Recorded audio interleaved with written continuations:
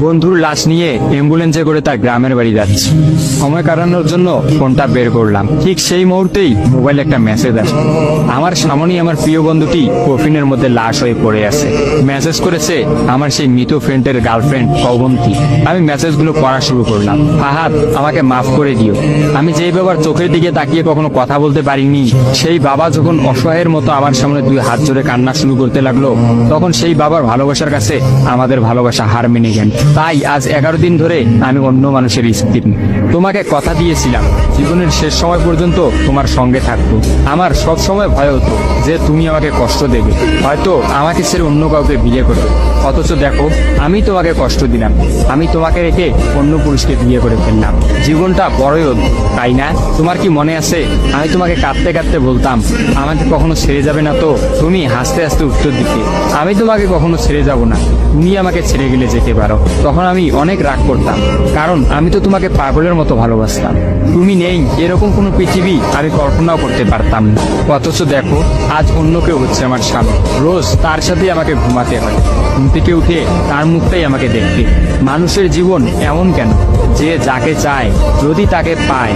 প্রকৃতি তাতে কি এমন আসে যায়? কেনই বা প্রকৃতি তাদেরকে কাটায়? হুট করেই সবকিছু হয়ে গেছিল, তাই আমি ইচ্ছে করেই তোমার সাথে যোগাযোগ বন্ধ করতেই আমার নাম্বারটা বন্ধ করলাম। বিয়ের দিন ভাইয়ের ফোন হাতে নিয়ে আমার ফেসবুক আইডিটাও ডিলিট করে দিলাম। তুমি অনেক কষ্ট পেয়েছো আমি জানি, যার সঙ্গে সারা জীবন কাটাবো ভেবেছিলাম তাকেই শেষমেশ কষ্ট দিলাম। আমার পরিবারের সবাই খুশি, আমার স্বামীটা অনেক ভালো, এখন পর্যন্ত যা ব্যবহার করেছে আমার ভালোই লেগেছে। তবে ভবিষ্যতে কি হবে জানি না। তোমার কি আমার সেই প্রথম দেখা হওয়ার কথা মনে আছে? তবে সেটাই যে প্রথম দেখার, সেটাই যে শেষ দেখা হবে, এটা কখনোই ভাবতে পারি। আসলে মানুষের চিন্তার বাইরে যে কত কিছুই ঘটে, তাই না? সেদিন আমি তোমার সাথে 3 ঘন্টা ছিলাম, কিন্তু সেই 3 ঘন্টায় কেউ কাউকে স্পর্শও করিনি।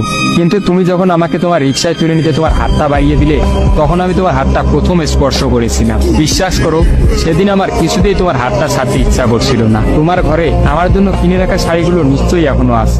আচ্ছা, আমি তো এখন আর তোমার নই, ওই শাড়িগুলোকে আমি পাবো? তোমার তো যখনই কোনো শাড়ি পছন্দ হতো তুমি কিনে রেখে দিতে, আমি বলতাম বিয়ের পর সবগুলো একসঙ্গে নেব।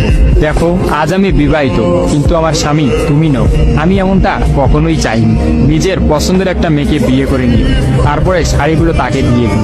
মেয়েরা শাড়ি কতটা পছন্দ করে তা কি তুমি জানো? যদি না জেনে থাকো তাহলে বিয়ের পর তোমার বউকে দিয়ে উপলব্ধি করে নিও। তোমার সাথে আমার অনলাইনে পরিচয়, তাই চিন্তা করেছি কোনোদিনও বেঁচে থাকতে আর অনলাইনে যাব না। আমার নাম্বারটাও বন্ধ করে দিয়েছি। আজকের পর থেকে আমাদের আর কোনোদিন কথা হবে না। তোমার কাছে একটা অনুরোধ, যদি চলার পথে আমাদের কোনোদিন দেখা হয়ে যায় তাহলে প্লিজ তুমি অচেনা হয়ে চলে দিও। নিজের যত্ন নিও আর জীবনটা গুছিয়ে নিও। জীবন তো একটাই, ভালো থেকো। কিন্তু আমি ভালো নেই। ইতি, তোমার ওই অবন্তী। সবগুলো মেসেজ একত্রে পড়লাম। আমার সামনে চিরনিদ্রায় শুয়ে আছে ফাহাদ। অবন্তী পরপর 5 দিন অনলাইনে আসেনি এবং ফাহাদের সাথে কোনো যোগাযোগ করেনি। তখন এক রাতে অফিস থেকে ফিরে ফাহাদ রাগ করে তার ফোনটা আসার গিয়ে কিনে ফেলে। ভাঙা মোবাইল আর ঠিক করা হলো না। ফাহাদ তার সিমটা আমার ফোনে ইনস্টল করে। জরুরি কোনো কল এলেই একমাত্র ফাহাদকে দিতাম। আর ফাহাদ রাগ করে বলল, যতদিন না পর্যন্ত অবন্তী আমাকে SMS করে ততদিন পর্যন্ত আমি আর নতুন ফোন কিনবো না। মোবাইল ভাঙার 2 দিন পরেই ফাহাদের প্রচন্ড জ্বর আসে। একদিনের মধ্যেই ফাহাদকে হাসপাতালের মধ্যে ভর্তি করলাম। ডাক্তার পরীক্ষা নিরীক্ষা করে বলল ফাহাদের ডেঙ্গু জ্বর হয়েছে। তবে চিন্তার কোনো কারণ নেই। ডাক্তারের কথা বিশ্বাস করেছিলাম, কিন্তু ডাক্তার তো সবকিছুর খবর জানেন না। যিনি জানেন তিনি হচ্ছেন সৃষ্টিকর্তা। ফাহাদের তো এই জ্বরকেই মৃত্যুর একটা ওসিলা বানিয়েছিলেন। যেই ডাক্তার বলেছিল চিন্তার কোনো কারণ নেই, আজ সকালে সেই ডাক্তারই ফাহাদকে মৃত ঘোষণা করলো। ফাহাদের আর জানা হলো না অবন্তীর কথা। আমিও অনেক ভেবে সিদ্ধান্ত নিলাম অবন্তীকে আর ফাহাদের মৃত্যুর খবরটা জানাবো না। অবন্তী যদি আর সত্যি অনলাইনে না আসে আর সেই পুরোনো সিমটা ইউজ না করে, তাহলে সে ফাহাদের মৃত্যুর খবর কখনোই জানতে পারবে না। কি বা লাভ এই সত্য সংসার জীবন শুরু করা মেয়েটাকে কষ্ট দিয়ে? অথচ আমি ভাবলাম সে হয়তো ভাববে ফাহাদ অনেক ভালো আছে। কোনো একদিন শাড়ি পরতে গিয়ে হয়তো অবন্তী ফাহাদের কথা চিন্তা করে। সে হয়তো ভাববে ফাহাদের কিনা শাড়িগুলো হয়তো তার স্ত্রী পরে রোজ তার সামনে আসে, কিন্তু ফাহাদের সাদা কাফন পরে কবরে যাওয়ার ঘটনাটা না হয় তার অজানাই থাকে।